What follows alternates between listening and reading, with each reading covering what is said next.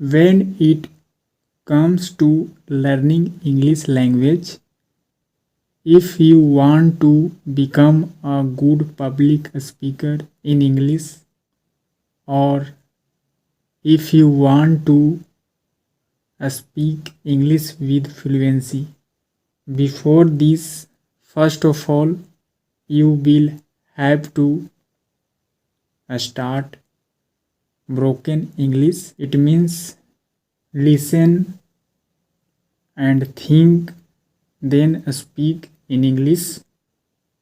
Listen a lot, speak a lot. Hello, my dear learners. Welcome to this channel. Now again, I have brought a new interesting moral story. Let's translate into Hindi. First of all, the title name is this story, The Miser. It means एक कंजूस आदमी.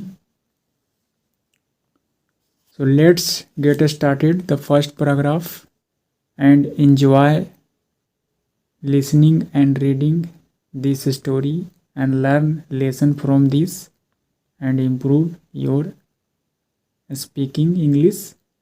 Once there was a rich man. एक समय की बात है, एक अमीर आदमी था. बट लेकिन ही वॉज अ माइजर, लेकिन वह कंजूस था.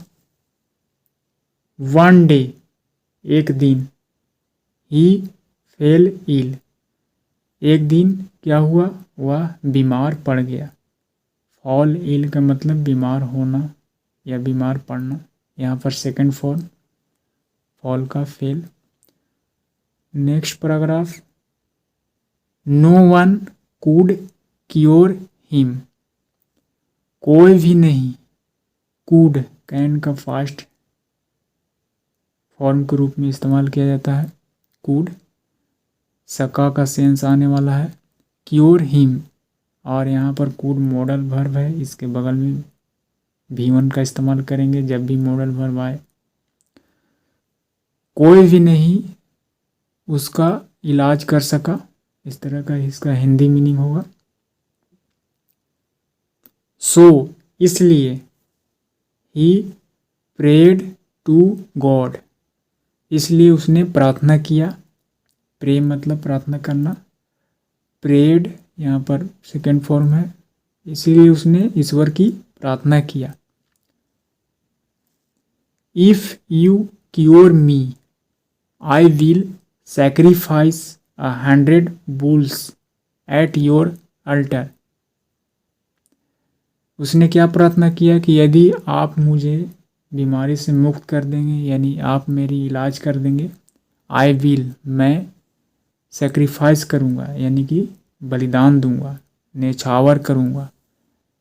लगभग 100 bulls, 100 bulls यानी कि 100 साढ़, यानी बुल का हिंदी मीनिंग साढ़ होता है.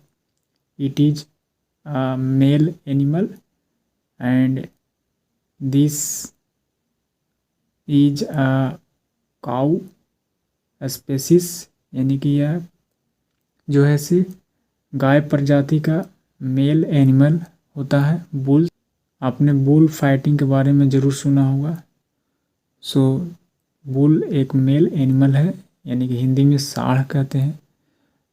तो उसने क्या कहा, प्रार्थना किया कि यदि तुम मेरी, यानी आप मेरी इलाज कर देंगे तो मैं 100 बुल्स एट योर अल्टर, यानी कि तुम्हारी वेदी पर, जहाँ पर बलि दिया जाता है उस जगह को अल्टर कहा जा रहा है. यानी कि तुम्हारी वेदी पर, मतलब तुम्हारी वेदी पर 100 बुल्स का बलिदान दूंगा. इस तरह से प्रार्थना करता है. गॉड हर्ड हीज प्रेयर्स, ईश्वर ने उसकी प्रार्थना सुन ली.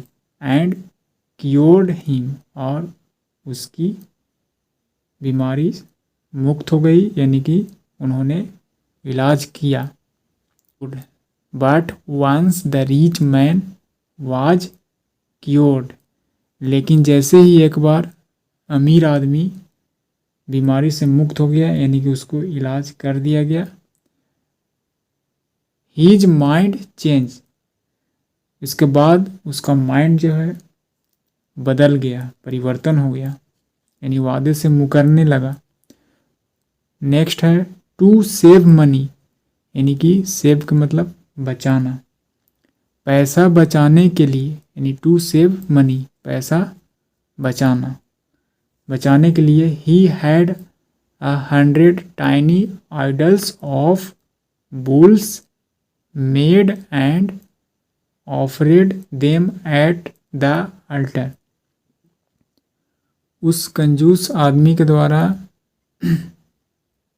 उस कंजूस आदमी ने सेव मनी, पैसा बचाने के लिए उसने क्या किया, 100 छोटे छोटे आइडल्स, मूर्ति जो है, बुल्स यानी कि उस मेल एनिमल जिसको हिंदी में सांड कहते हैं, जिसने कहा था, जो हिंदी में सांड कहा जाता है, और उसने बलि देने का जो है उसने कहा था, लेकिन उसने क्या किया, 100 टाइनी आइडल्स, यहाँ पर मूर्ति कह सकते हैं, यानी कि 100 छोटे छोटे, 100 छोटे छोटे, टाइनी मतलब बहुत ही छोटा, मूर्ति बनवाया।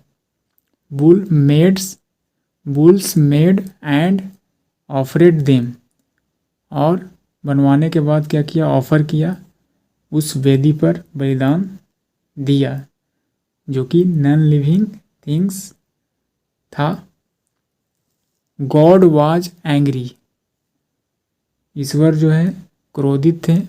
For the man had broken his promise, यानी ईश्वर क्रोधित थे, किस कारण, क्योंकि, यहाँ पर फॉर के लिए नहीं बल्कि बिकॉज का सेंस आ रहा है। द मैन यानी कि उस इंसान ने, उस कंजूस रिच मैन ने क्या किया, उनके वादे को, यानी जो वादा किया था उसने तोड़ दिया, इसलिए वह क्रोधित थे। He had not offered live bulls, यानी कि लाइव बुल्स, कहा जा रहा है कि उसने बलिदान नहीं दिया, जो जैसा कहा था, उसने जीवित बुल्स का बलिदान देने के लिए कहा था, जबकि उसने क्या किया, ऐसे छोटे मूर्ति बनाया और उसे बलिदान दिया, जिससे वह क्रोधित थे। जो वादा जैसा किया गया था उस तरह से नहीं निभाया। सो इसलिए God decided to punish him, इसलिए ईश्वर ने तय किया, निर्णय लिया उसे सजा देने के लिए।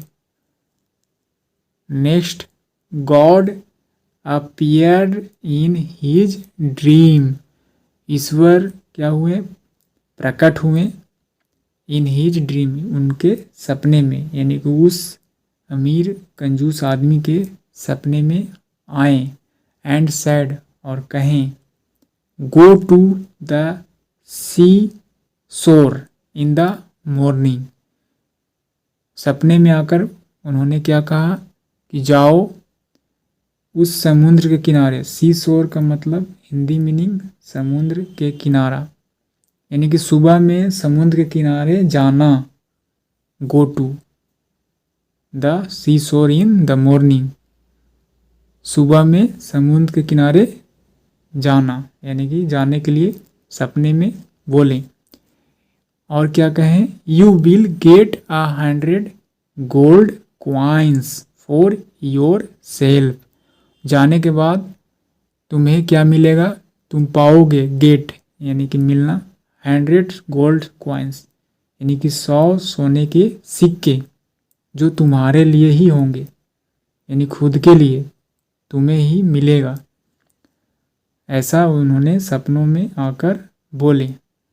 द ग्रीडी मैन, यानी ग्रीडी मतलब लालची, यानी कि लालची आदमी, यानी कि रिच मैन ने क्या किया, the greedy man went to the sea shore but a ship of pirates arrived there. जैसे ही वह लालची आदमी गया सुबह में समुद्र किनारे, लेकिन वहाँ क्या था, अ शिप ऑफ पायरेट्स मतलब जहाज, समुद्री लुटेरे होते हैं जहाज में लूटपाट करने वाले। अ शिप ऑफ पायरेट्स यानी कि समुद्र के लुटेरे वहाँ पहुँचे थे, वहाँ पर अराइव्ड, जहाँ पर जाने के लिए कहा गया था सपने में, ऑलरेडी वहाँ पर लुटेरे मौजूद थे। अराइव्ड मैंने पहुँचना। The pirates imprisoned the greedy man, और उन समुद्र लुटेरे ने क्या किया, कैदी बना लिया उस लालची आदमी का, जो कि वह 100 सोने के सिक्कों के खोज में था, पहुंचा हुआ था, जबकि ऑलरेडी समुद्र के लुटेरे वहाँ पर थे। और उसने इम्प्रिजन मतलब कैदी बनाना, उस ग्रीडी मैन का कैदी बना लिया। सोल्ड हिम, उन्होंने उसे बेच दिया। एज अ स्लेव यानी उसने बंदी बना लिया, गुलाम बना लिया। एंड गोट 100 गोल्ड कॉइन्स, और उसने खुद सोने के 100 सोने के सिक्के पाए इन रिटर्न, बदले में। So this is the story I finished. And what is the moral of this story? The moral is always keep your promise, यानी कि यदि आप वादा करते हैं तो उसे निभाना चाहिए। ऑलवेज कीप योर प्रोमिस यानी अपने वादों को हमेशा निभाने की कोशिश करें, हमेशा निभाएं। So you can see in picture the character of this story as a rich man, that is miser, pirates